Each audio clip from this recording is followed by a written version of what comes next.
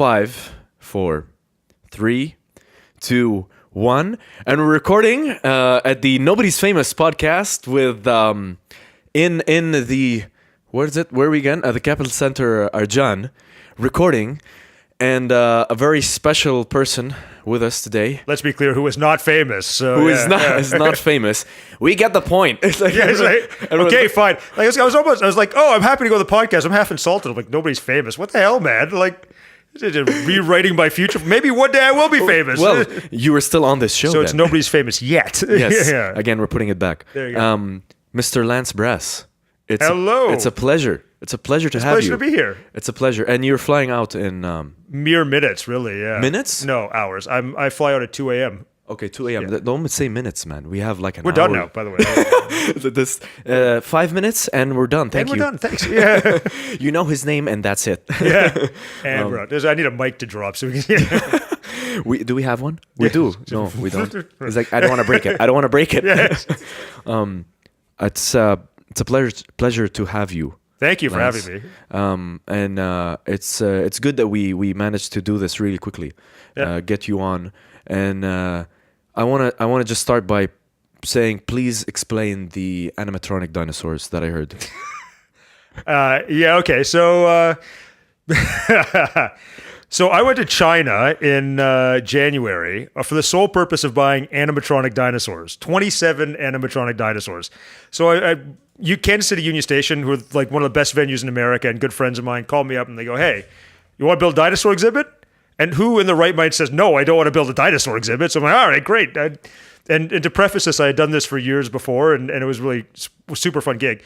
So yeah, so I went to China. I went to Chengdu and Zhejiang and met with dinosaur manufacturers because there's a plethora of dinosaur manufacturers in China.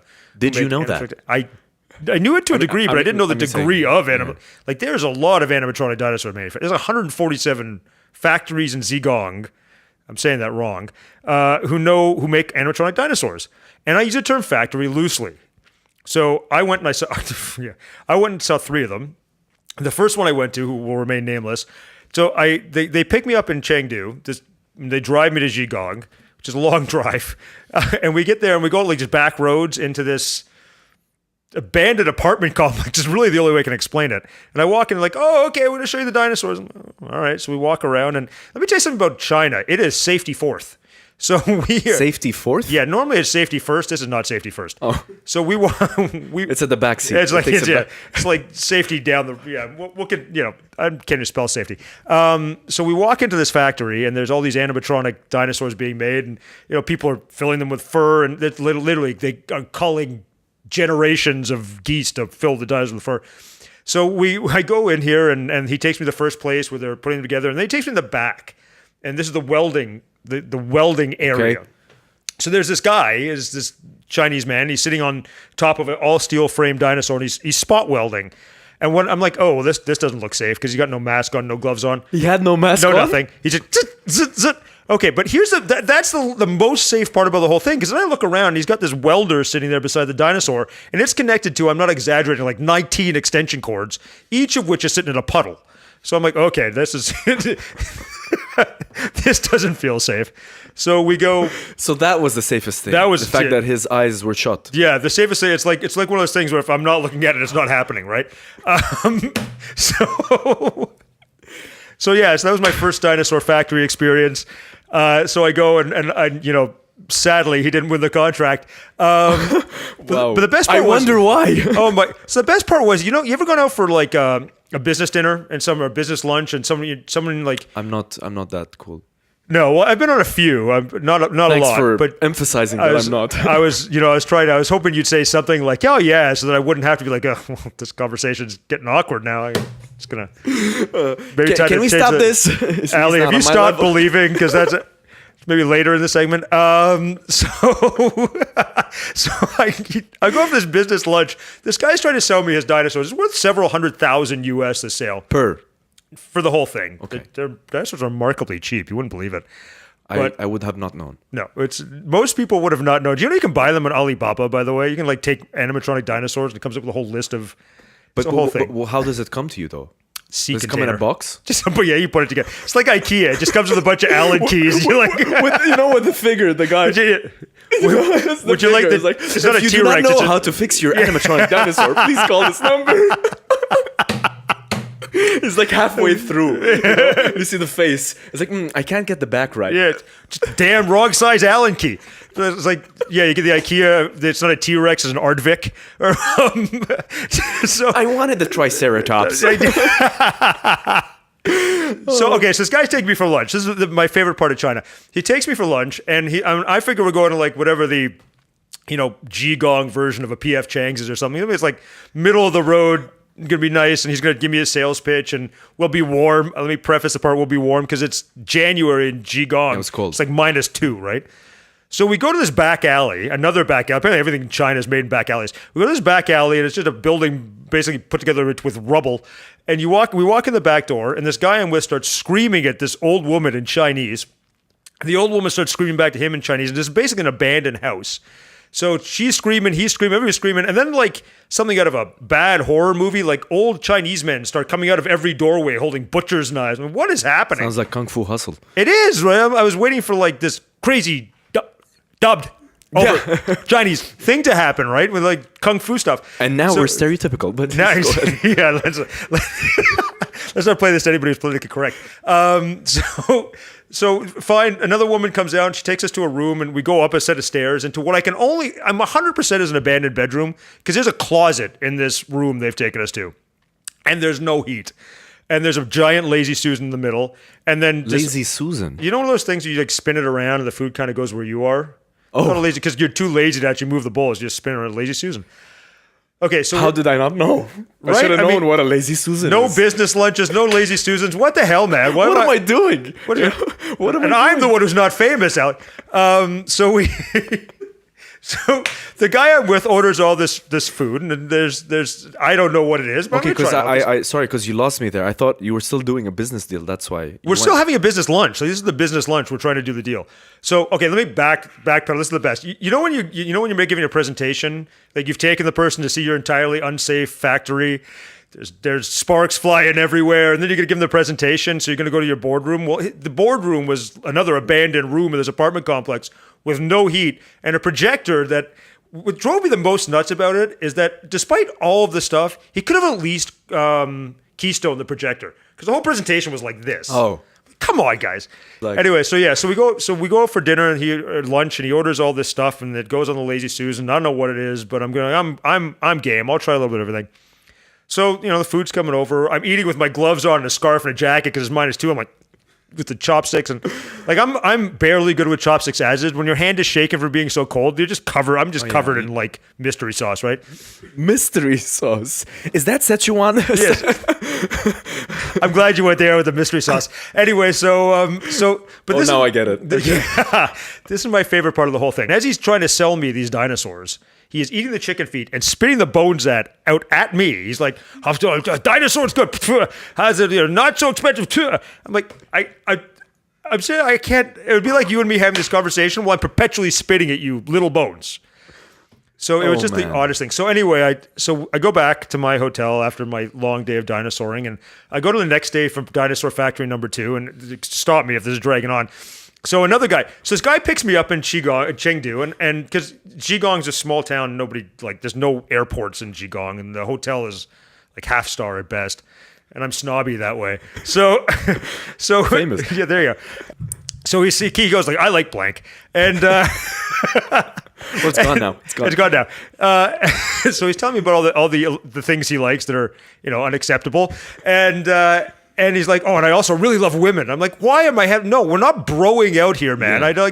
You're trying to sell me these dinosaurs." He's like, so I thought He bromance too quick. he tried. Well, he really did. He tried bromance quick, and I'm like, "Okay, what is this kid like? 19? No, he's 32." I'm like, "Come on, man, you should know better." Anyway, so we get to the dinosaur factory, and it's a better factory. It's a nicer warehouse. I'm like, "Oh, I want to see how they all work, and they have nice welds and stuff." And he's like, "Oh, I can't." I'm like, "Why not?" He's like, "Oh, we don't have any power." I'm like, "Really, just no power?" He's like, "No, we shut the power off to our warehouse." I look at him going, "So you want me to buy stuff from you, and you have no power?" "No, we just forgot to turn it on." I'm like, okay. So we walk around and we look at the dinosaurs and it's fine. Just look at them. They're not animatronic. You can't see them. No, they're static. Move. They're nothing. They're for all I know, they don't move. They're just like made of plastic or something. I don't know. Anyway, so we go through the whole thing, and he's like, okay, I'm going to take you out for lunch, and I'm thinking, oh, all right, Another lazy Susan. another lazy Susan. So we go to this other place, which is like in the middle of industrial Zhejiang. And we go for lunch, and he screams at some people, and some people scream at him, and everybody's yelling at each other, and we get a table, and the Same whole process situation. goes again. Yeah. He's Mystery like, sauce and everything. I want to give you like a Szechuan delicacy. I'm like, great. I super excited. I love Chinese food. Well, he's rabbit. I hope. He's like, it's rabbit. So I'm like, okay, let's have some rabbit.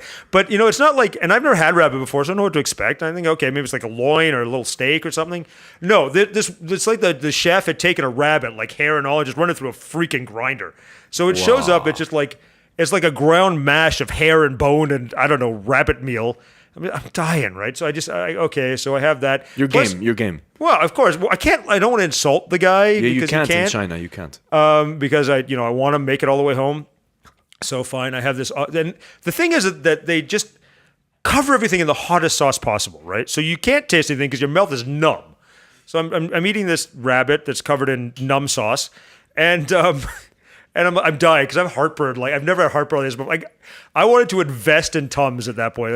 I'll buy some stock if you'll just deliver me some Tums. So I go from that meeting to my last dinosaur meeting, which is like an actual factory with an actual manufacturer. Three suppliers. Three suppliers. I gave up at 3. Like that was it. Halas, I'm done. So the real suppliers, real factory, real manufacturing plant. We sit down. We have a meeting. There's a real boardroom. They're like, okay, we want to take you out for dinner because I just had lunch. We want to take you out for dinner to a proper Szechuan restaurant. I'm like, no. You guys want this contract. You're going to take me somewhere where I can buy a coffee and a muffin. That's it. If you can take me there, you win. So like, okay, and they're all confused. So we go out. They take me to this place. I order a muffin. I get a waffle. I couldn't reconcile that, but at this point, I'm done. I'm like, okay, great. I want a waffle. You get the contract. So yeah, they won. I don't know why. I felt you were gonna say it was a rabbit flavored muffin. Rabbit. I literally would have. I couldn't. Nobody would have won. Nobody would have got the contract. Show is over. No one gets dinosaurs. But yeah, so that was. Oh my god. Follow-up question then. Yes. Do you actually like dinosaurs? I love dinosaurs. Who doesn't love dinosaurs? No, well, see, but that's the question about, were you a Jurassic Park fan? I was a Jurassic Park fan. I love dinosaurs are super cool, man. I geek out on this. It's so cool considering the fact these things existed long before we were even a thought. And they ruled the earth. They're super cool. And, it was really cool. As part of this whole process, so the exhibit partnered up with Kansas University, and so they had given us the whole paleontological background, right? So we sat down with the head of their paleontology department, Dr. Dave, who's the coolest guy. But whenever you sit down with academics first, they're like, well, these things that you won't understand because you don't speak paleontologist are happening, and blah, blah, blah happened at this epoch. And I'm like, dinosaurs! And he's like, what? You like them? And he's like, dinosaurs! And then they're like, come on! And they take us to the boneyard. And literally, we go downstairs to like the graveyard of Kansas University, and there's bones. It's like all of us are hanging out, like, oh my Fossils. god, what is this? But like full on bones. Like at one point, I had I was doing like this little goofy thing with an Allosaurus called. You were doing that? Yeah, I was. I was a little more anyway. But yeah, so you get to see all the cool stuff and all the bones and the skeletons, and it's really cool. And the exhibit turned out. I'm really proud of the exhibit. Honestly, if anybody's out there watching, check out Union Station, Kansas City. Dinosaurs Revealed. It is the coolest exhibit, and shameless plug. Totally shameless plug. It's super cool, but it was a lot of fun to do, and you get to work with dinosaurs. Not everybody gets to work with dinosaurs. It's kind of fun. That is an amazing story. It is amazing. I got to eat ground up rabbit bone and work with dinosaurs in an abandoned apartment complex. In an abandoned apartment complex with safety fourth, and but no, what was really cool is it's actually because the cost coming from China. Like if you've ever worked with China, you know that you can really win on the cost, and as long as you're willing to control the quality, we could afford. We got 27 animatronic dinosaurs. Insane. Yeah, these 2 skeletons. It was really cool. It was a 6-week load in though. It was a lot of fun. Nice. So yeah, dinosaurs, man. Amazing. Actually, Jurassic Park was the first movie I ever watched in the theater. Really? Yeah. It was. God, you're young. Just wow. Yeah. It's. Were you too, Alex? Same, Alex. But you're not young. What the hell? Did you just not go to the movies? I don't wanna. I don't want. If Jurassic Park's there, I'll go, but nothing before. Yeah, like. It was a double bill with Free Willy. Okay. God, seriously, a double bill with Free Willy. Free Willy at Jurassic Park. Those were the days. What was that Michael Jackson song from Free Willy? Those were the days. Those were the days. Those were the days. There were no Instagram stars in those movies. No. Nobody was famous. Yeah, nobody was famous. What was that? Willy was famous. What was that song from Free Willy, the Michael Jackson song? Yeah, it was. We were just talking about this. We don't know the words. You just sing like na na na na na. I will be there. I remember that. I remember Free Willy. And like the kid's like yeah, he's jumps like, over the kid. You know, in reality, right? If the kid goes and he's standing over the Willy just flops on him, and that's a dead kid, That's right? dead. Yeah, that's it's like that. We kid never mush. thought about those stuff. It's a ground up kid. You get instead of the rabbit, you just have ground up Willy kid. Oh my god. But went south so fast.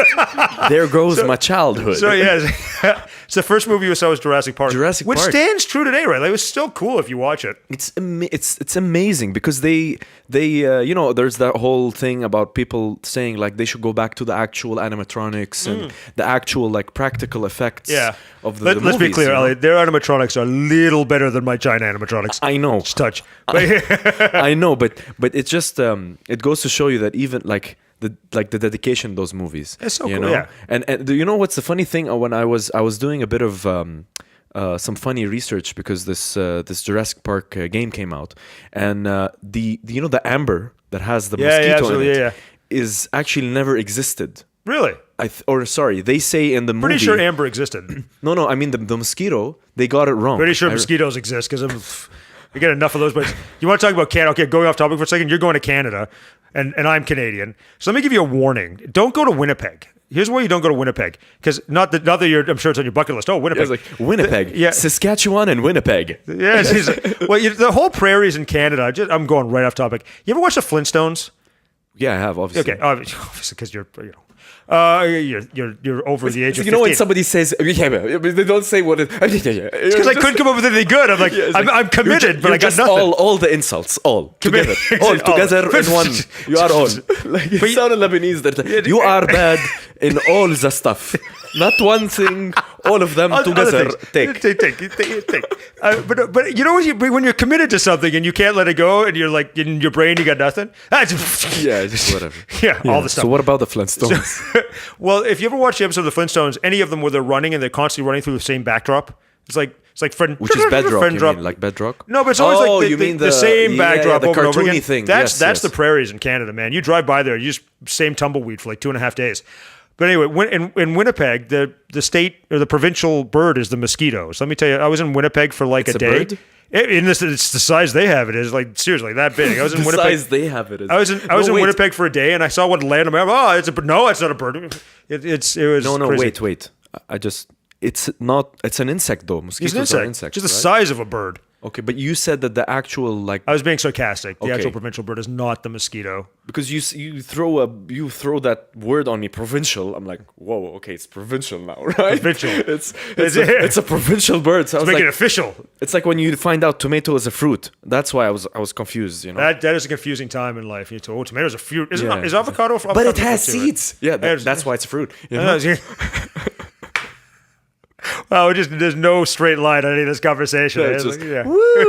You know, what were we talking about before? Mosquitoes. I was trying to say the amber mosquito. Right? Yeah, I was trying to say that in the movie they say that it's a certain type of mosquito, which actually it's not. That's my whole point before going to the provincial. And you were changing my whole exactly thinking that mosquito is actual bird. Well, did you know? So in the epochs of dinosaurs, there's Triassic, Cretaceous. That it's not even until the late Jurassic that they actually had mosquitoes or any kind of insects. But also, like, none of the dinosaurs that are in Jurassic Park are from the Jurassic epoch. Well, that's something I didn't know. Yeah, so it would crush your childhood. Again, but Free Willy and Jurassic Park in the double bill together. That's like Alex's first memorable experience in life. Done. Seriously, I know how old you are. How did you not go to the movies before Jurassic Park? Budget. Fair enough, man. It's like... Well, hey. The first movies I saw were like home movies. My dad's like, look, you're a celebrity now. No, it's, but yeah, so like T-Rex was from the Cretaceous period. And they would have not existed. No, they didn't exist in the Jurassic. They didn't live that long. No, they were post that. So each of these epochs had an extinction event. So they were post the Jurassic extinction event. So yeah, the because I would have imagined like the movie is like doesn't sound as good when you're talking about Cretaceous Park. Yeah, I know. That's gold, man. Right? Yeah, there you go. Welcome to the Cretaceous Park. You're like, old, What? What? What? Pop culture doesn't know what that is. What are you talking about? We don't know. We want the Jurassic. That's gold, but that's an amazing, how it would have turned out, Right? kind of scene. Because That says a lot to the ability of Steven Spielberg to just convince anybody of anything, right? That's No, it's amazing. the Jurassic Park. Forget about all this science. Forget it. Them? Nah, we don't need them. Because I can imagine that's exactly the actual conversation that did happen. They were probably sitting and they were looking at all these epochs and they're like, well, this ain't cool. Yeah. It's like, Triassic Park, man. Cretaceous Park. Jurassic. It's got to be Jurassic. It's the it sounds almost Jurassic. exactly, Yeah. Jurassic. And I was saying they're probably looking at the Jurassic era as like, they had birds, or something, whatever it was, Yeah, but like seriously, none of them were like most of the dinosaurs. Not even Jurassic. Not Yeah. like even the raptors. I'm pretty sure they were part of Cretaceous. Yeah, and did you know another point about this? This is all informative, by the way, about Jurassic Park. We should change the name of the show. The Jurassic Epoch. The raptors. We're infotaining people. Yes, exactly. I'm gonna get to that. The raptors were actually about chicken height. I don't know if you guys know. Do you know that actually on that note, the closest DNA relative to the dinosaurs is actually the chickens. It's the roosters are actually they genetically are literally the descendants of dinosaurs. We should be paleontologists now. I think so.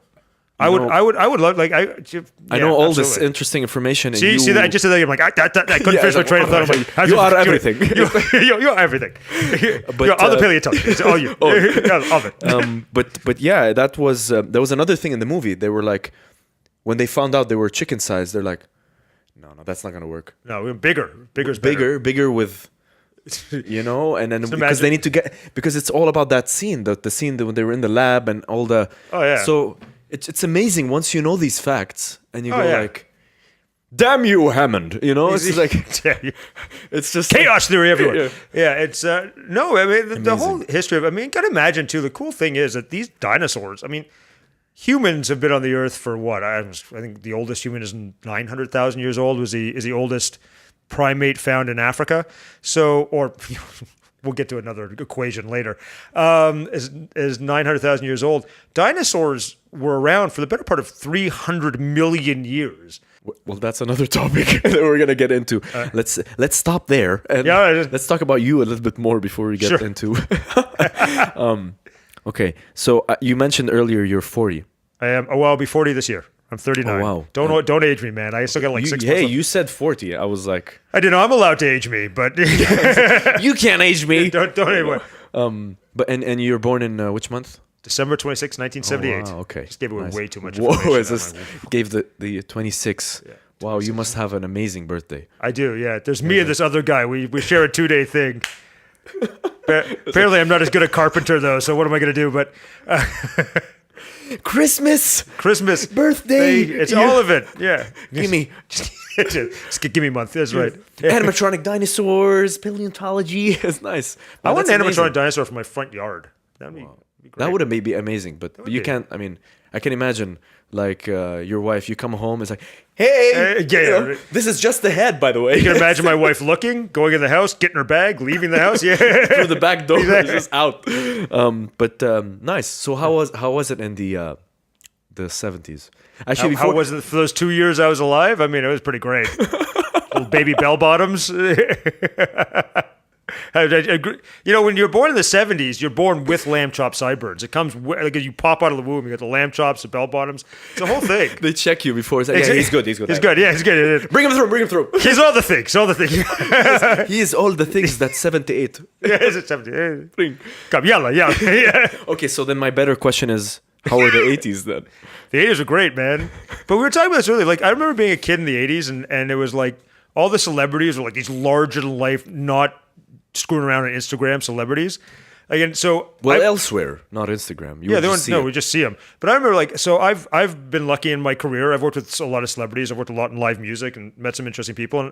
And you but you don't like geek out at stars, right? It's part of your job. You meet them. It's a thing. You got to get on stage. We were having this conversation with one of our guests actually. But it just becomes part of the job, right? So being an 80s child, So, and there's been a couple of occasions where I've met somebody and be like, wow, this is incredible. But again, it's like, it's just part of this. So I met BB King, for instance. I'm like, wow, this is incredible. He's BB King, like, it's a legend. But again, it's still part of the job, and you meet a lot. I geeked out when I met Hulk Hogan, man. I met Hulk Hogan at a restaurant, and I went from like 36 to 4. I'm like, oh my God, it's the Hulkster. And I grabbed a piece of paper. I'm like, can I have an autograph? I'm like, he's looking at me like, Look, all right. you know, I understand you, man. But right? Like, I understand you. That's but part of that growing up as a kid. These icons are larger than life. When you see them, holy cow. So I completely understand you. It's I guess it's just the spur of the moment thing. It's just human nature to go like. I think it's because you're seeing them on TV so much, and then you first see them, and you're like. But I think that's one of the big differences now. Back in the 80s, and I grew up mostly in like the late 80s, early 90s, is like. Pop culture was made up of these larger than life icons, these people and these messages that were like, that started kind of to like, how do I say it, disseminated into your life. And everybody was just making money back then too. I remember like in the 80s, the 90s, everybody stopped making money and lost all their money. But in the 80s, it was like the boom of the market. And really though? Like, 90s people were losing their money? Oh, we had the giant recession. Okay, no, because I thought it was kind of, not that, like which. Let's be clear. I was like, I was not making money. I was like, yeah. Besides that, it really was part of that whole growing up. I think it was different. It was a lot different growing up then than it is growing up now. I mean, the thing is, the world wasn't right at your fingertips, right? News wasn't a click away. The world wasn't. You weren't desensitized to everything. I think now people are so desensitized to everything because everything's so available to them all the time. That's so true. It wasn't like that back then. So it was more like. I don't want to say it was like a land of wonderment, but it was a lot more left to the imagination and a lot more going out. Like I remember being a kid and you just go out and play, right? You would leave in the morning, like in the summers on vacation, like in summer vacation, you would leave in the morning, you would go hang out at your part of the park with your friends, you'd come home, you have lunch, go back to the park, you come home, have dinner, go back until it's so dark that your parents are like, come home, it's dark. And then you'd come home, step and repeat, right? There wasn't like sitting in front of the TV playing video games. It wasn't, you chat, but you chat with people in real life, right? It kills me. So I have a 20, oh God, how old is he? I got a 27-year-old brother, I want to say. And him and his friends will all sit in a room together, all playing video games with headsets on, not talking to each other. And you're like, how is this? And if they're talking to each other, they're doing it through the headsets. I'm like, how is this a thing? To interact, human interaction, just talk to them. You do this, don't you? Yes, that's why I'm laughing. Yeah. That's why I'm laughing. But it's, for me, who grew up with actually talking to people, it's weird. Like, no, look, I understand you. Like, there is a balance to everything. Yeah. Right? I'm not saying you should, like, I'm not advocating for always doing it. Yeah. I'm just saying that, life is different now. And people experience things differently. I play games and stuff too. Like, I have a PS4 that has a few hours put on it. Okay. But, a few hours. But yeah, I think that was really the key difference then and now, though, is you were forced to interact with people because that was the only way to interact with a person. Yeah, you had to be out. Yeah, I mean, and you had a phone line in your house unless if somebody was using it, you couldn't. And the internet. Yeah, forget that. Yeah, I mean, that's you have so many things that you touched on. I don't know where to start. Like my brain is just firing. Like where do I go? What I'm trying to say is I wanted to go back to the thing you said about hashtag not sure. Yeah, exactly. I posted just about when you said posted concern face. Yeah. The new one, like the migraine face now. There you go. There's the part you said about being desensitized. Yeah, which is actually it's something that people. Maybe through no fault of their own, but it happens, and you be scrolling, and then some piece of news, which is horrible, by the way, but you pass it. Yep. It's just so I completely understand what you meant when you said that. It's just it's very bad, but that's just there's just so much. I don't know if it's so many good things. or bad. It's just different. It's all the things. It is all the things. All the things. It's all the things. Together. I got to learn the accent. All the things together. Together at one terrible. time. It's ridiculous. Yeah. When I'm doing it. But it is all the things, and it's just everything is so accessible. And I think it's also, I think that disseminates out into different industries as well. Like, so for instance, the music industry, which we both work in to different degrees. It's you won't have you'll never have another Rolling Stones and Elvis Presley and the Beatles because. For them, it was anticipation, right? It came out, and, oh my God, the Rolling Stones album's coming. You gotta wait, you gotta get it, you gotta listen to one track, and now that's what you mean. Yeah, and now everything is so accessible that there's no mystique around it. There's no anticipation. Everybody's constantly rushing to get their stuff out to just be part of the message that's always out there, always in your face, always being disseminated. So it's created a different all these different industries. I mean, I remember like social media manager didn't exist 10 years ago. Yeah, there was no such thing. Yeah. But it's so funny when you mention it, because when we speak about it, it's like we are speaking as if we have the golden age syndrome. You know golden age syndrome. For those who don't know, it's just believing that a time that you didn't live in is better than the time you live in now. Yeah. Wow, did I just explain it very succinctly? That was very succinct. I'm like, you're gonna need to quote that, get that printed up on a quote and a T-shirt. It's like, wow, I wouldn't go that far, but that's such a long thing to read, though. Like you'll have people like, well, just hashtag it. What are you looking at? Just hashtag it. Golden age. Golden age, yeah. But you know what I mean. Yeah. And I don't want us, like, especially on this show, I don't want us to think that we're those advocating the golden. Yeah, we should be in that age and we should go back and take away the internet. Everybody working faxes. No, let's not do that ever. No, right? that's not. I don't think that's not what we're saying. Yeah. Which it's amazing you brought these things up. But it's what's important is to actually acknowledge those facts and understand that even in this time you can do things not that way of just, you know. Yeah, I mean, but I think it's a bit of an evolution. Honestly, it's a genuine change in the way human beings are interacting with each other. And if you think about the way the technology's changed, forget the 80s. Like, go back. It's in the last 100 years we've had more technological advances than they did in all the years.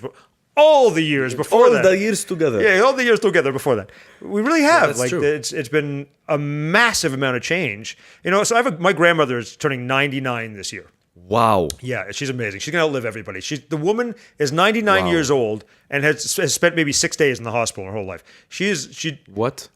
Totally, again, like just randomly off topic. Can you just inform the bloggers out there seriously, who are just... apparently a diet of white bread and peanut butter for the course of 90 odd years is actually pretty healthy for you. But peanut butter? Man, my grandmother, but she grew up in this old generation of where like they didn't have all this stuff, so they white bread, like Dempster's white bread. She didn't have all the things. All the things, not all the things. But no, so she's 100. She's 99. She's almost 100. Almost a centennial, I think they're called. But yes. So she was wow. So she was born in 99 years ago. But just think about over the course of her life, or of everybody, all the other people that have lived that long, the amazing amount of change they've seen. I mean, she saw a city. Well, look at just Abu Dhabi. Look at the changes in the UAE since the 1960s. Has been that's tremendous. Insane. 99. 99 years old. Wow. Let me tell you a funny story, totally again off topic, funny story about my grandmother. I was at her house, I gotta say 4 or 5 years ago, and she was 94, a spry young 94. I'm at her house, and I'm sitting in the living room. She's coming down the stairs, because my grandmother's 99, still goes down the stairs up and down, lived in her house until like a year ago. Oh, she's walking and everything. Oh, yeah. She literally lived in her house until a year ago, and we finally had to put her in assisted living because she was 99. But she falls down a flight of stairs. And I freak out. I hear thud, thud, thud, and I jump up and Grandma, are you okay? I got to call the ambulances. I'm freaking out. She's like, I'm fine. I'm like, no, you just fell down a flight of stairs. Let's be clear. If I fell down a flight of stairs. Is that the way she said that? Yeah, she's like, I'm fine. I'm like, I can't imagine it. Let me clear. If one of us fell down a flight of stairs, we'd be like, oh, take me to the hospital. I'm dying. There goes my hip. Right? Yeah, no, I'm out of work for like a month. No, she was like, no. I'm like, what can I get you? I got to call an ambulance. She's like, fine. I just want a sandwich. I'm like, what? Okay. Peanut butter, white bread. I'm like, maybe some bologna occasionally, just to really North with American. Peanut butter? No, preferably. I would imagine not with peanut butter. Okay. Jam, maybe like jam and bologna sandwich. No, so I'm like, I'm freaking out. I'm like 95-year-old grandma. She stands up. She's like, give me a hand. So I give her a hand. She stands up, walks into the kitchen, and makes herself a sandwich. She fell down a flight of stairs. She's 95 years old. I'm freaking out. I call my mother, my dad, and my mom. What do I do? They're like, we'll call an ambulance. It's fine. We had to force her to go to the doctor. And she had like a bruise on her hip in the end, but I was shocked. So she's hips of steel, man. Yeah, seriously. She is 99-year-old. Anyway, but the amount of change that you would have seen in the course of 99 years is incredible. And we talk about just the difference over the last 19, 20 years or 30 years. It's nothing. They still listened to music on gramophones back then, right? Like crank. So it's pretty incredible, just the sheer advances and the evolution of mankind. And really, I mean, in the past 100 years. Past 100 years, it's incredible. I think it's important to mention that. Yeah. Because that's just wow. There's so many topics. It's been incredible. I don't know where to go. I am #lost. Well, imagine what this conversation would be back at 100 years. We wouldn't. How would we broadcast it to people? Even 30 years ago, it'd be. You'd make a few gramophones. I think. And so. You have the nobody famous podcast. It'd be like Morse code. You'd be like one of those tapping machines. Tap. Yeah. It's like the Soggy Tap, tap, tap. Bottom Boys. Yeah. I'm sorry, man. We just can't keep it off our shelves. I am the man. That was a great movie. But That's amazing. Oh, brother, where art thou? Yeah, Just so gold. fantastic. Pure gold. Absolutely. So on that topic, let me ask you the few questions that we actually do script for the show. Oh, yeah. I didn't know we scripted questions. Bring it on. We All don't. right. We Yeah. don't. And all the avid followers are like, you shouldn't be scripting. You know, like. See, why am I again with always this voice? I don't know what. But you're the generic voice of everybody who talks to everybody, and there's like objecting to what you're doing. Yeah. So like, you should be. How you can't do that? Nobody talks like I that. know, Have you nobody ever talks. actually? Well, that's good then. So that we're actually not insulting anyone. Have you ever actually met a person who like waves their finger at you when they're talking? You can't. You shouldn't be scripted. Maybe, and you notice how it always, no matter where you're from, always ends up in like a southern accent. You're like, yeah, probably. You're like you're only talking to people from Mississippi who shame you. Like, y'all shouldn't be doing that. But every time it ends up in this southern accent. I love the southern. It's great, accent, right? I love doing it. I love I'm gonna the get South. me some gumbo. You know, I love that stuff. That was fantastic, man. That was fantastic. Fantastic. Thank you. I bring my truck. Hey, we don't all have trucks, you know. I love. Have you ever been to the South? They all have trucks. Okay. Yeah, everybody got a truck. no, Truck and a gun I- rack, I- man. Yes. And there's another topic. Yeah. So go your scripted question. Is it the about trucks scripted and question. gun racks? No, I wish. I wouldn't wish actually. Why did I say that? Hey, you're alive. No. You should wish Say that. you shouldn't be saying that. Come on, get me some gumbo. You know? I love the gumbo is your default. Yeah, it's just put that in. Oh, bring all the things. and Bring put all the it things in like the gumbo. That's exactly what gumbo is. That's Right? what gumbo is. It is all the things. Yeah, it's Together. all the things. It's All. It's the ratatouille of America. Yeah. My question is, what do you think of the name Nobody's Famous? I love it. I think it's great because if you ask everybody, everybody's famous. If you got 7 followers on Instagram, you're an influencer. You are famous. You are influencing 7 It's people for 7 people. It's who are like- influencing another 7 people. It's Each. the exponential growth is endless. It's, 7. You just made every single person who has 7 followers on Instagram are now. I'm a dream celebrities. maker, pal. Yeah, but like, it's true. Everybody's famous. I love it because people are not famous. Like, not everybody needs to be famous. Not everybody should be famous. Let's clear. There's a lot of people who are famous. That it would be better for the world if they were not famous. But Without mentioning names. without mentioning any names that have like blonde wigs and look orange. But What? Oh my god! That's not going in there. No. Man, you have a lot of work to do on this one. I'm telling you, you know. All right, sorry. Alex. Come on, guy. Come on, guy. Not guys. Do not bring me with all the things. You know, just. So what do I think of the name? Yeah. Nobody's. I think it's great. I think because first of all, I think nobody's famous yet because there's bound to be somebody who comes out of this who just becomes an Instagram or YouTube superstar. Well, that's true. But what's nice about it is we can interview famous people. Yeah. But I'm saying is who they were before. It's like that Andy Warhol quote about the photo. It's what amazing about Killing photograph. the quotes today, by the way. I know, Killing it. right? I know. Killing it. It's insane. I'm sitting here enthralled. Please finish the quote. It's like it's that quote that he said about photos. It's like I love photographs because even if the person in the photograph changes, they never changed in that actual picture. I'm sure I butchered it, but that's the concept. I like the concept. came Well, across. you know what I really like about this whole concept of nobody's famous is everybody knows what famous people have to say because it's all over everything, right? Like if anybody famous tweets out, I love butter, the whole world's like, oh my God, that person loves butter. But the fact is that the people who are not famous usually have really interesting things to say because they've usually had really interesting lives or done really interesting things. It's the fact you're capitalizing on that and bring in people who aren't famous but have interesting stories, interesting lives, interesting takes on things. And that's fantastic because that's, as a non-famous person, that's what I'd want to hear. I'm more interested in what the average person or, interesting person has to say than I am what some reality TV star has to say. It's amazing because I mean, like going to an animatronics dinosaur shop Exactly, in China. yeah. I'm sure Kim Kardashian is all over that, by the way. He's like, I'm going there next week. Keeping up with the Kardashians, am I? yeah. Next episode is Dinosaur Animatronics. Exactly. What does Kanye do next? Yeah. It's like, will he buy the factory or not? And everyone's like, I want to work there, It's everybody, now half the world are applying for visas in China to go work in dinosaur factories. We wonder why, Exactly, yeah. And then he makes a dinosaur. It doesn't look like anything, like his t-shirts. Well, maybe if you get lucky, you can get there and then you'll be discovered and you can be like Kanye's grunt man. On the make records. animals. Yeah, Yeah, like, We just gave him a totally amazing business idea. I by think the way. so. We Kanye-saurus Rex. I love it. Right? Whoa!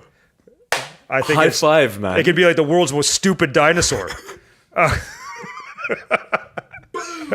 Boom! Shut it down. Oh yeah, You know, just, he was probably listening. He's like, I love that name, and then you just yeah. Well, have you ever it's not heard even a anything? plateau. It's Have you ever heard or read anything that Kanye says or writes that actually makes sense or is coherent? Like, unless he's rapping it to you, there's no coherence. I mean, I yeah. I mean, I love how impartial you try. Yeah, It's like, I'm gonna be neutral. You know? I don't want to say anything, you know. But I love the name. We were keeping the after the name. You can cut everything. So it's this Kanyosaurus Rex. Do not cut everything after the name. It's the world's stupidest dinosaur. And he said it again. So you need to cut in two parts now. Yeah, that's the one. It wasn't hard to figure out why it went extinct. Yeah. Oh, I'm sure he's gonna be like in the editing room. It's like such a dilemma. I hate this Should guy. I keep or not? Do I keep it or not? Oh my god. Yeah. So I love that you gave this very I would like to say amazing answer because Thank you. I don't know if it. I only strive for amazing, man. Yeah, that's his bar. That's you right. know? There's nothing under. Well, the good thing is if you strive for mediocrity, you can always get over the bar, right? So, yeah, I mean it's always to. how's that for a quote? Strive for mediocrity, you can always get over the bar. Just that we have it saved. Confucius says, So, yeah. And then maybe in 10 years' time when we're still doing the show, yeah, right. And they're doing the show, and I go like, "Did you know that Lance said this?" You know, and you'll be. Well, I feel like you'll be if you're 50, still right? on in 10 years, then nobody's famous. Now Ali is famous. Somebody else is coming on. Yeah, Yeah, that's an oxymoron. Yeah, You know? kind of like common sense. Yeah.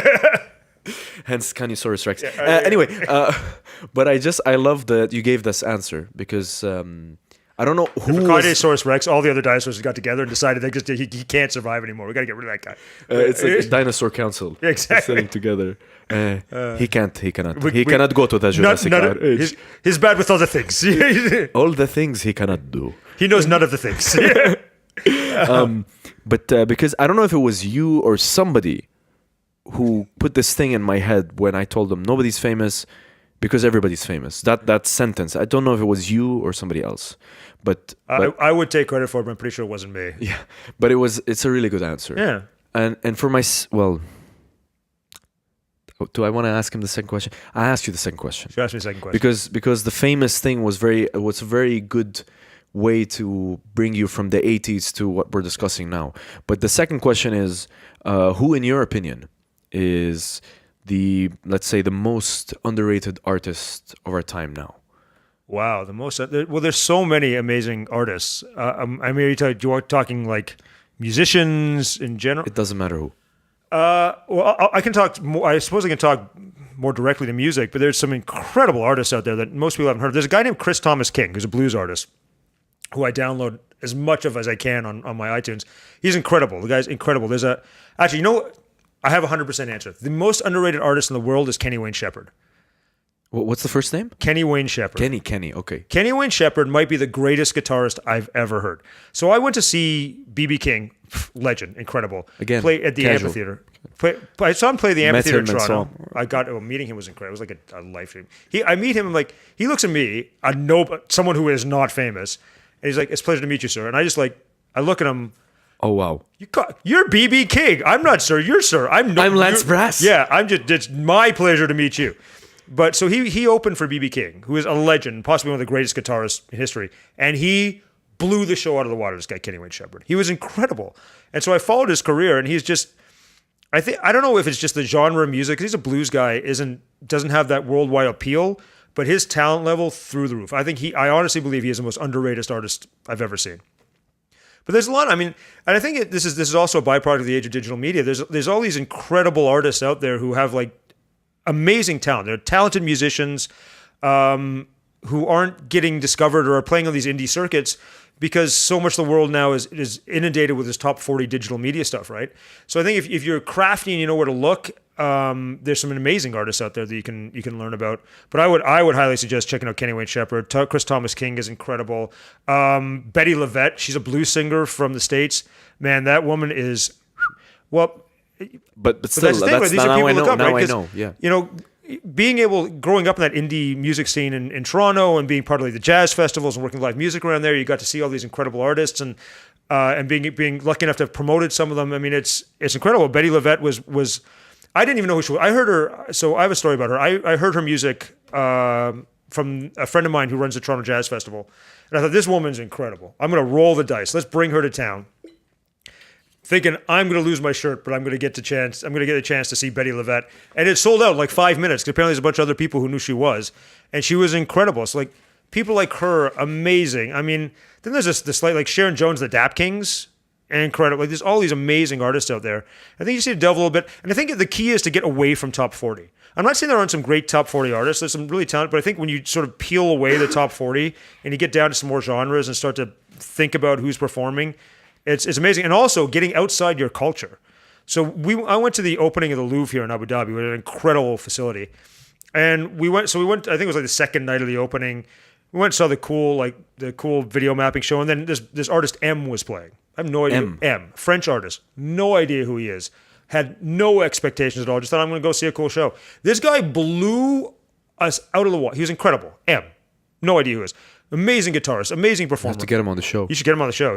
You have to do the whole show in French. Is he Abu Dhabi based? He is not Abu Dhabi based. Oh, okay. I think he's Paris based. But anyway, but again, it was culturally. That ain't far. I know, yeah. Well, just bring him in. We got a big budget for Nobody's Famous. I know. Like, here's your ticket. Seriously.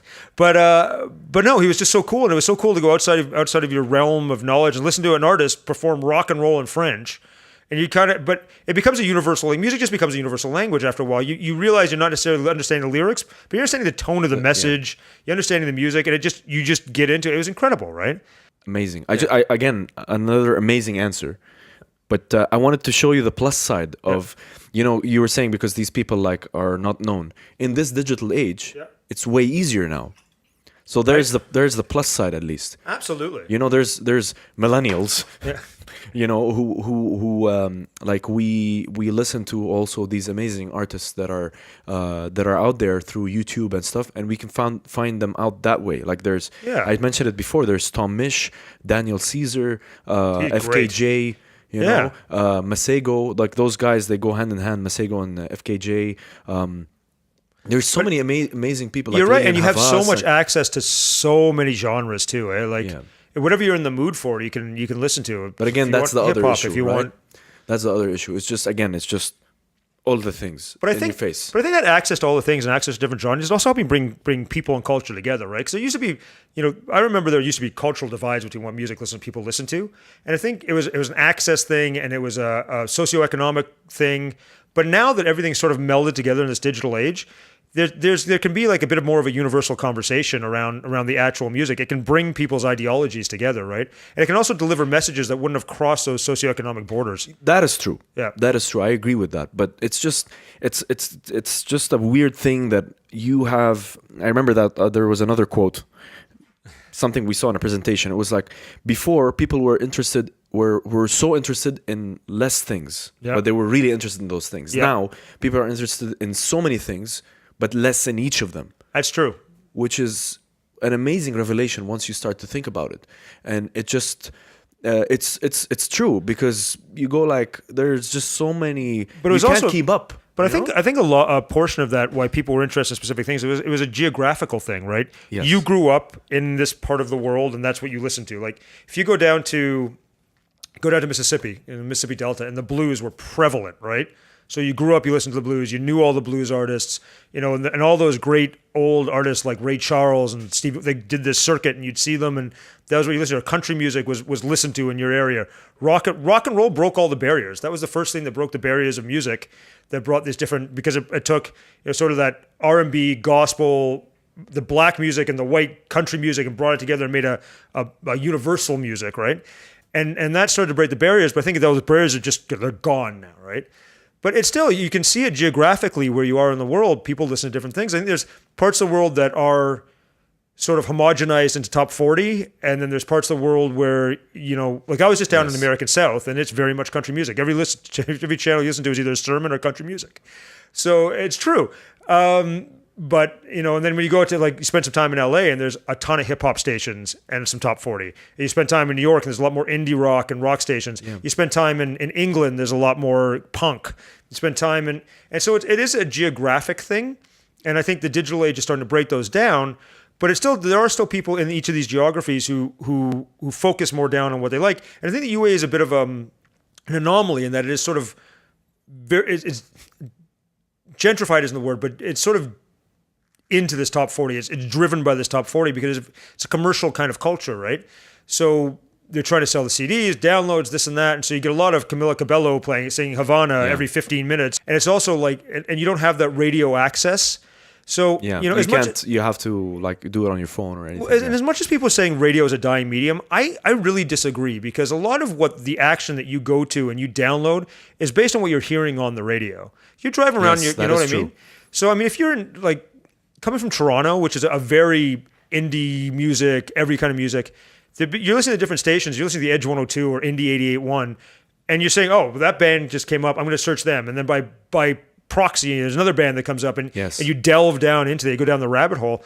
But I think if you're inundated with top 40 all the time, you're only in that top 40 rabbit hole. So which is music mostly kind of sounds the same. Well, it does. I don't want to discount anything. I just want to say that it's kind of you. And the thing is, I've fallen into that a couple of times. You're stuck in the commercial kind of stuff, just because out of convenience sometimes, because it's accessible and it's there and you're listening to it on the radio and you notice and you can sing along to 90% of the songs and it's true. The best part about commercial music, you can guess the next lyric. You really can. If you're listening to Bob Dylan, chances are you can't guess Bob Dylan's next train of thought. But if you're listening to most of these top 40 artists, you can you listen to one verse and you can guess the lyric for all the rest of the song. Yeah. I want you. I need you. Right? You just know what's coming next. It's sort of like a magical linguistic thing in your brain, right? Yeah.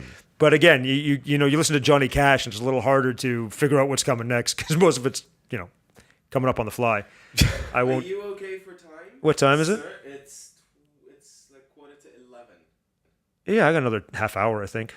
I have a good actual custom story. I was flying to a trade show actually from Vancouver. We were doing this museum thing. Casual. Trade show. Vancouver to I can't even remember where, somewhere in America, Baltimore I think or something. And I had a woolly mammoth tusk in my bags. A what? A woolly mammoth tusk, like an actual piece of woolly mammoth tusk. Why? Well, because we're going to go show that, look, we have real fossils. I have this woolly mammoth tusk. Who doesn't travel? You don't travel with a woolly mammoth tusk? I got one in my bag. So, but wait, it's just... it's not a casual thing you carry. It seems so casual to me. I had a woolly mammoth tusk in my bag. I had a molar too, but woolly mammoth tusk in my bag. So when you're traveling with these things, you get what they call CITES paperwork. It's just an acronym for God knows what. It's like the bill of lading. Exactly. It is the wow. You own a woolly mammoth tusk. You, sir, are verified as a tusk of mammoth owner. So I take this thing, and I know I'm going to get stopped by customs because I've got a woolly mammoth tusk. So they're like, "Excuse me, sir, can you come into customs?" I'm like, "Yeah, no problem." And I give them the paperwork. I'm like, "I know what you're after." She's like, "Well, what is that thing?" I'm like, "It's a woolly mammoth tusk." "No, it's not." I'm like, "No, it really is a woolly mammoth tusk." Wait, a real one? It's a real one. Yeah, real fossil woolly wise. It's ivory. It's a fossil. How'd you preserve that? The guys I bought it for preserved it. I just carried it. I'm basically a woolly mammoth tusk mule. But so I'm going across. So I'm going through customs. And I give them the CITES paperwork, and they're like, "Oh, really? It's really?" I'm like, "It's really woolly mammoth. I'm going to miss my flight." So like, I can't remember their names. I'm going to make them up American names. Like, "Jim, come over here. Dave. Bob, come over here. Dave, Terry. Terry's the best. She's a guy, he's a girl. Terry, come over here." How stereotype can you go? Right. Y'all shouldn't be there. So they pull my bag from the plane, and they're going through it. They find the woolly mammoth tusk, and they go to the back office, and I can see through the back office like. They're taking pictures with the woolly mammoth tusk. No. Like, I swear, no. I really, this is a real thing. And I'm saying, I'm like, "Are you guys going to let me get on my plane? Well, we have to check it." I'm like, "Check it for what? If it's photographable, let me on my plane." So they're like, "No, don't worry. You'll get a plane. I want to be on my plane." So they put it all back. They pack it back up. They've looked now, taken all pictures with their selfies with the woolly mammoth tusk. And I'm like, okay, so I know my bag's not making my destination now because it's here. The plane's over there about to take off. So I'm running, I get on the plane, I had to bag check my thing, and the woman at the counter is like, "Oh, what took you so long?" Customs stopped me, and in my infinite wisdom, when I had this woolly mammoth tusk in my bag, she's like, "You have what?" I'm like, no, we're not doing this again. Just pull the bag on. But yeah, so apparently so just a note to all your viewers, if you do have a woolly mammoth tusk in your bag, plan to be pulled over by customs. I'm sure that's a very informative and very useful piece of information. Yes. Make sure you have your studies paperwork and you're going to get pulled over by customs. Yeah, make sure you don't take your woolly mammoth tusks or raptor tails. Raptor tails. I don't have it. I really got to pick up a raptor tail. I have a T-Rex tooth somewhere, but yeah. Okay. Well, I was close. 6 of one, half dozen the other. Really, it's amazing. Woolly mammoth. It just always comes back to paleontology with him somehow.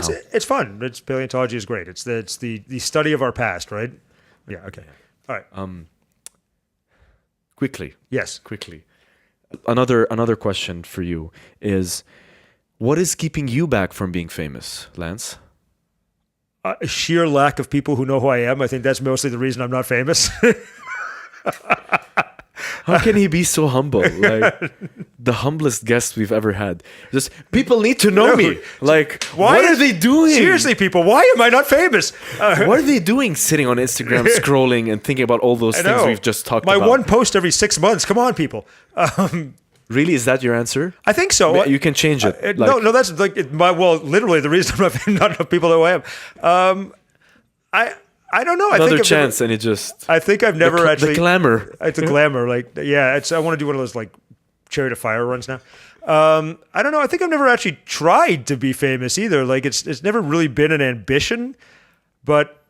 I mean, don't get me wrong. If 10 million people watch this and they're like, "Hey, we like that guy," I'll take your money and be famous for you. But take your money. Wait, the ShamWow. Let me rephrase it in another way because the question is a little bit misleading. Yeah. It's like, what's holding you back from being, let's say, or realizing your potential? Because we talked about this on the show a couple of times, where doesn't mean being famous means being successful. Yeah. Right? You can be famous.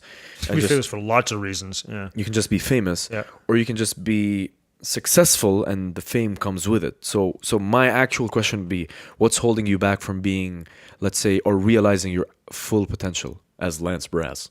As Lance Brass, the future, I don't know. What's holding me back? I don't know that there's anything holding me back, honestly. I think that, I think I've always been one of those people who just wants to do a little bit of everything. I've tried to, and I haven't focused my career on one specific thing because I want to be able to do a little bit of everything. I've worked mostly in the entertainment and the event industry, and I've done dinosaurs to music festivals to infotainment for football, the Olympics, and I've liked the idea of always being able to touch on different things and do different things and meet all these different people. And I think one of the key potentials everybody has is to meet as many people as you can and make as many friends as you can. And that's really your potential in the world. Because at the end of the day, I have friends all over the world that I can bunk on someone's couch. And that's a happy feeling for me. And I feel like but I think, as far as... Do you know why I'm laughing? Why are you laughing? Because... I think the goal of what you made it seem is like have friends all over the world so you don't need to sit in a hotel. It's like, what? Yeah.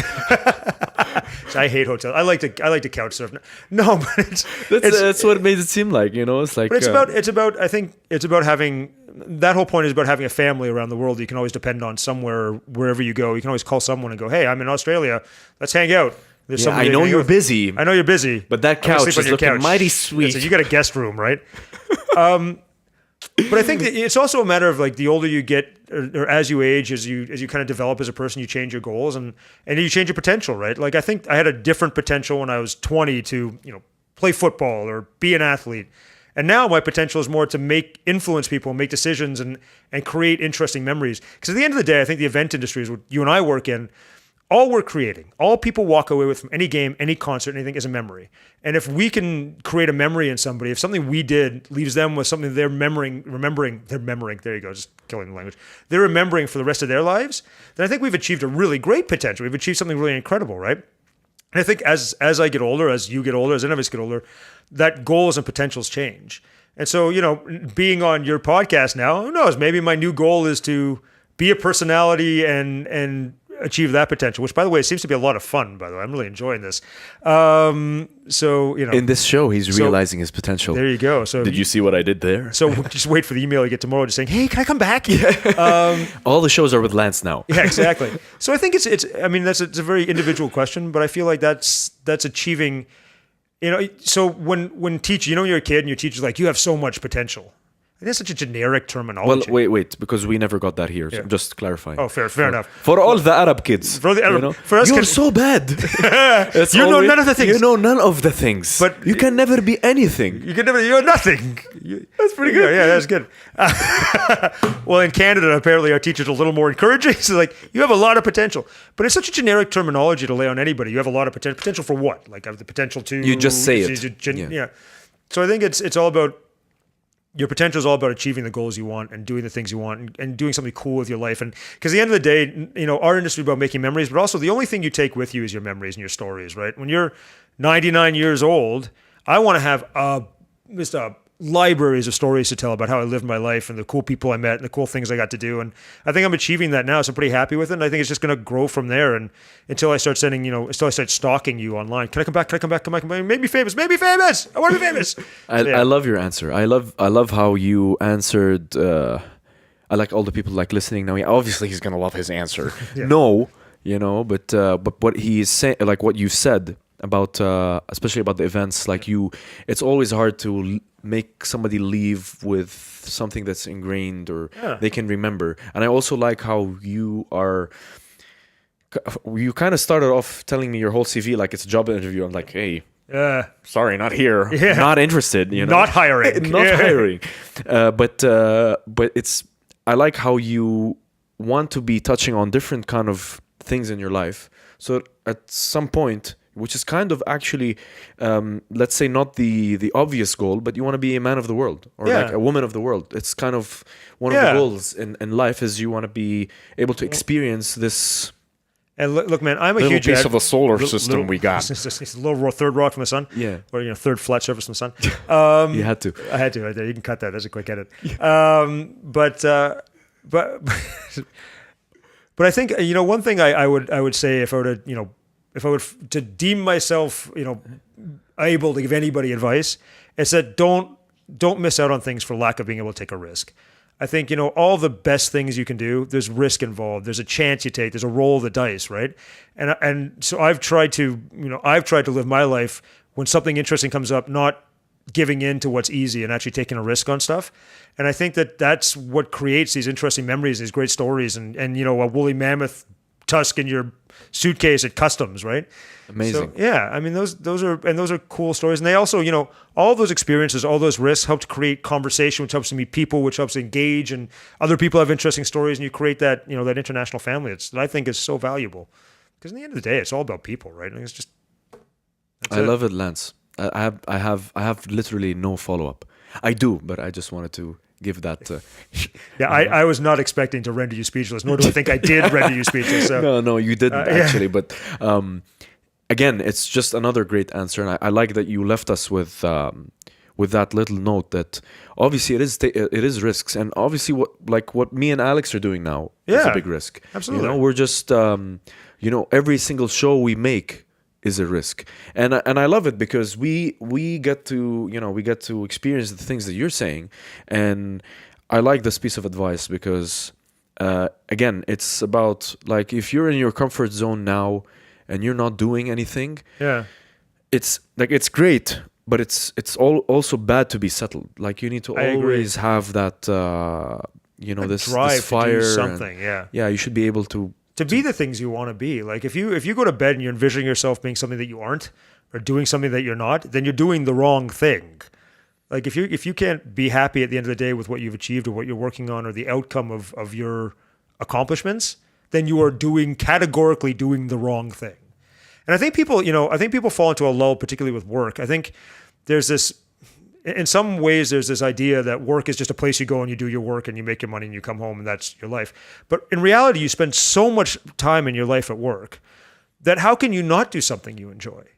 Like, how can you not go to work every day and enjoy aspects of it and the outcome of it and expect to have a happy life. I think that's really important. You know, you only get one crack at this. Make it as happy as you can. Try and do the thing that makes you happy. Like, at the end of the day, I love that, you know, my job here in the UAE is doing this infotainment for FIFA and for AFC, because I get to find a way to entertain thousands, if not hundreds of thousands of people over the course of a tournament. And that's awesome. Like, and I'm the guy standing at the controller who goes, go pyro, and then pyro shoots off, yeah. right? And so that's really cool feeling. And I remember last year when we finished the Club World Cup, and you know, they raised the trophy and we blew off all the pyro on the roof and everybody's going crazy. Just this intense feeling of satisfaction. It was like it's a natural high. You're like, oh my, this is incredible. Like, did we just do this? Was I part of this? Was I part of this team that did this? And to be able to have that feeling, if you don't get to have that feeling in your life, then I think you're missing out. You need to find the thing that gives you that feeling. I really do. Again, it's rendering me speechless, literally, because yeah, I'm gonna leave it at that. I really will leave it at that. Thank you, Lance. Really, thank you. Because again, it's just all the things you're saying, just pushing us. You need to be pushed, and sometimes like you need to push yourself. You can't have someone pushing you. So thank you, Lance. Really. At the end of the day, like, whose opinion really matters besides your own, right? Well, another quip just at the end. Go, yeah. That one was for free. Just you guys was for free. Next one cost you. This one for free. I know other things. Yeah. Amazing. Right. Thank you, Lance. Thank you, Ali, the voice of Abu Dhabi. By the way, to all the fans out there of Ali, I am trying to start a petition. Yeah, all 28 of them. All 28. All the future fans of the future famous Ali, I am trying to start a petition to have him become the announcer for AFC and the Club World Cup, so that if you go to the stadium, you will hear Ali as the voice of Abu Dhabi, Al Ain, Dubai, and or Sharjah. Welcome. So and that's the end. so hang on here. I'm giving my full sales pitch. So if you want to see this, everybody out there in Instagram land and YouTube land and looking at the right camera land, make sure you leave a message or hashtag something. Let's start a petition. Hashtag Ali Voice Abu Dhabi. Wow. That's a new thing. I'm starting this hashtag. Hashtag Ali, the voice of Abu Dhabi. Not I Ali, the voice of Abu Dhabi. I'm out of here. I'm sure. I'm out done. of here. I Who love is it. that guy? Everybody out there, hashtag Ali, the voice of Abu Dhabi. Oh my God. Oh, thank you. Well, thank you very much. And mic drop. And mic drop. There you go. At least we All right. didn't get Dr. Phil. You see what the problem is? Problem is, You got a problem. there's a failure to communicate. Yeah. Oh, guys, that's amazing. Thank you, man. Hour, Thank you so much. 8 minutes.